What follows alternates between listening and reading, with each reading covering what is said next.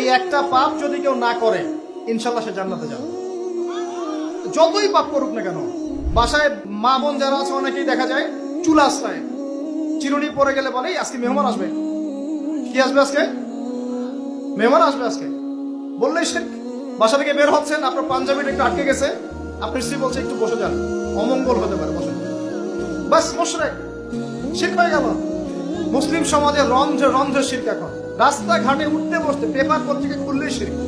Paper খুলবেন রাশিফল, সিংহ রাশি কন্যা রাশি, দিনটা কেমন যাবে বিশ্বাস করলেই মুশরিক হয়ে যাবে। রাস্তার পাশে টিয়া পাখি দিয়ে ভাগ্য পরীক্ষা করছে, হাতটা দেখে দেন তো ভাই কি আছে, বললেই শিরক হয়ে যাবে।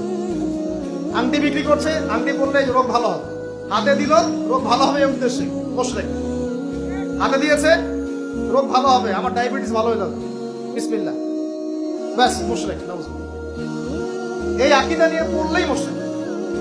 মুসলিম সমাজে অহরহ শিরক আছে।